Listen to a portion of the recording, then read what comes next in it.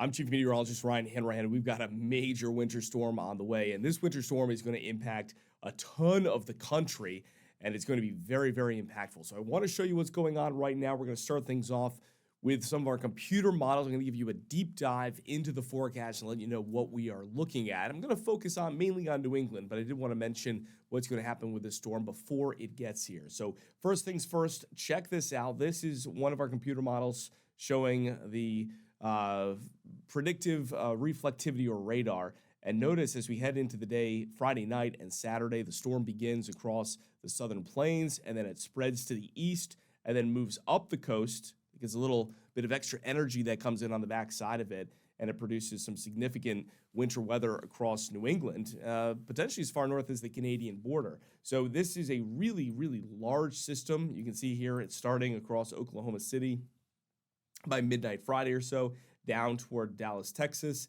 and then a really nasty looking mix of ice and snow, depending on exactly where you are. And eventually, again, that comes right toward us, and that is going to cause certainly some issues out there if you've got plans. So in terms of snowfall with this thing, this is just one of our computer models here through Monday afternoon. And I just want you to focus on how extensive the band of heavy snow is with this one, all the way from the Rockies down into New Mexico, the Texas Panhandle, Oklahoma, portions of Missouri and Arkansas, and then continuing east into Pennsylvania, New York, and southern New England. This is a really, really large storm. It just takes up a ton of area.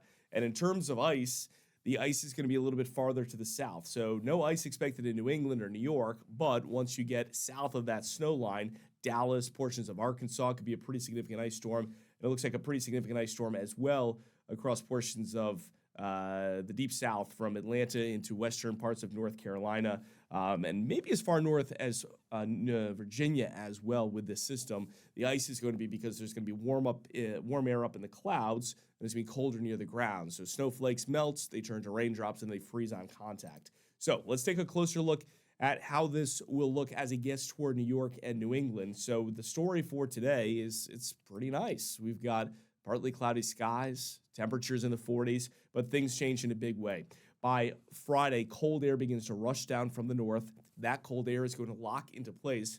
And as we head into the weekend, that cold air is going to be with us. In fact, it's going to be brutally cold Saturday morning with temperatures in some locations as low as about 0 and wind chills as low as 20 or even 30 below across northern New England. Now, as we go into Sunday, that high begins to retreat. It moves off to the north and east, and we see precipitation by Sunday morning down toward D.C., and then it spreads toward New York City by, 1 o'clock on Sunday, some heavier snow moving into New York, beginning to snow at a pretty good clip up toward Hartford and New Haven. Then eventually by evening, it's up into Boston, and then it continues from here. So the storm centers down to the south. You can see the storm center to the south of Long Island. It's not a particularly strong storm, and that's why I think this storm sort of has an upper limit. It's not going to be an historic storm for us in New England because at the end of the day, it's fairly weak. It's only about 999 millibars. Granted, it's got a strong high to the north, but this is not one of those storms that is exploding into a monster storm off the coast of New England with a lot of dynamics. This is just a lot of moisture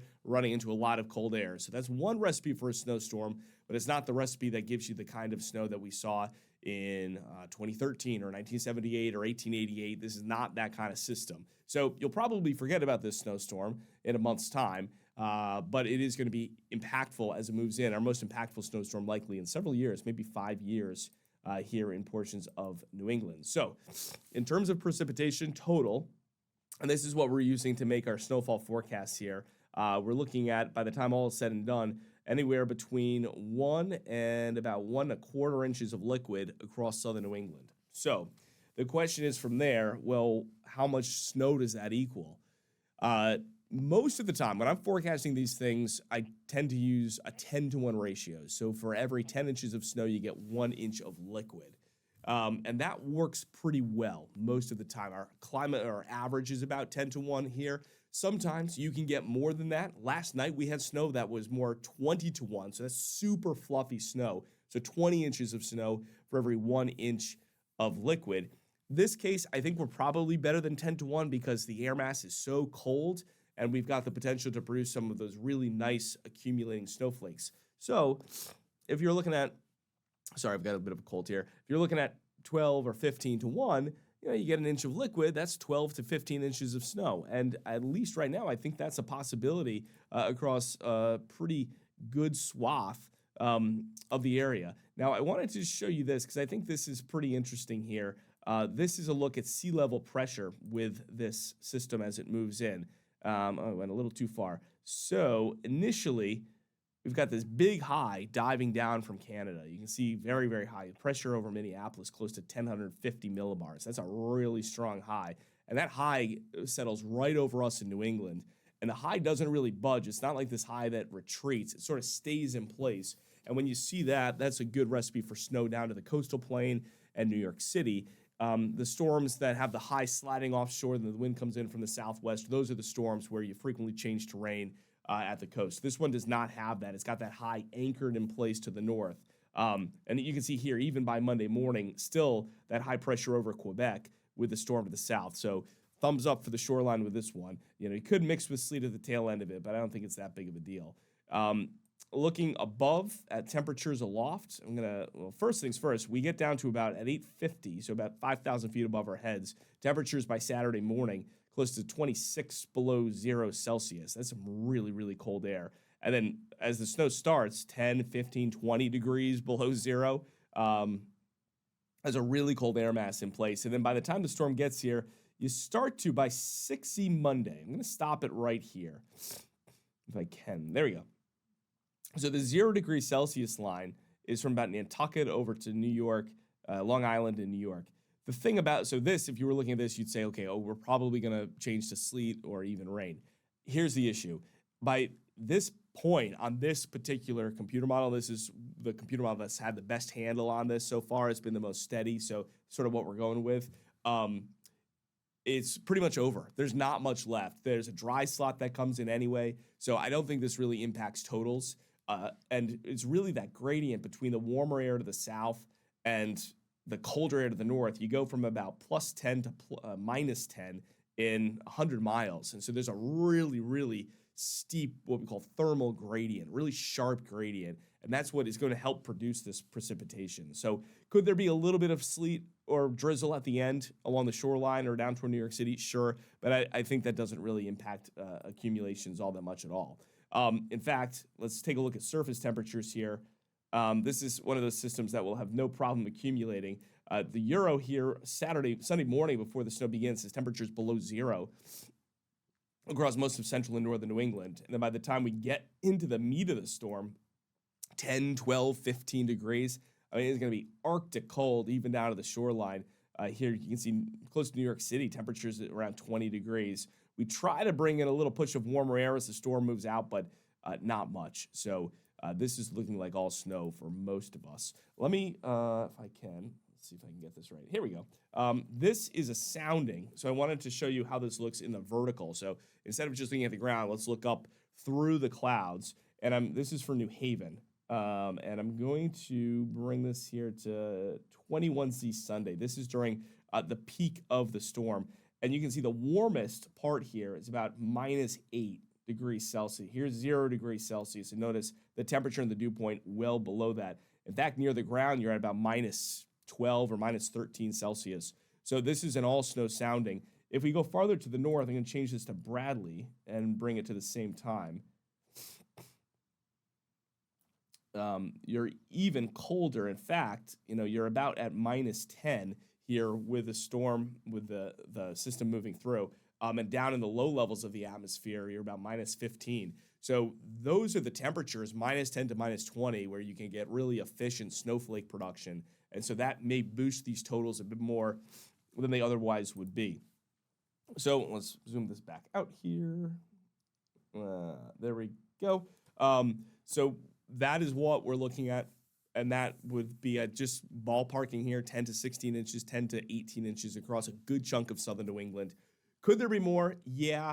I don't really like to forecast more than 1.5 feet unless you've got a really dynamic system. So say you've got this system bombing out to the south of New England and you get a good comma head or a deformation zone on the backside. We don't really have that here. So we're thinking because we've got really cold air and a lot of moisture coming up, it's sort of an anomalous setup. So that should help bring in the snow. But in terms of getting those really crazy amounts, 18, 20, 25 inches, I think that's going to be really tough to do in this case. The one thing that could make that happen in parts of southern New England would be a couple things. One, some ocean enhancement up in northeastern, or most of eastern Massachusetts for that matter. Another thing is that if for whatever reason we're really able to get really high ratios with this, 16, 18, 20 to 1, then it would be easier to get 20, 22 inches of snow.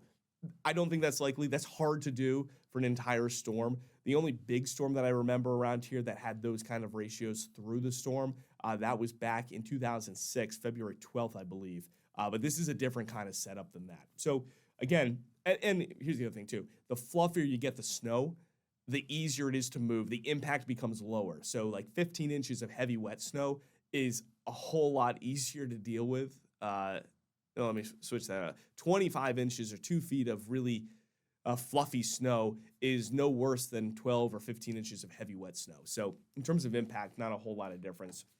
The one question I still have coming into this system, this is the GFS here, and the GFS is sort of on its own right now.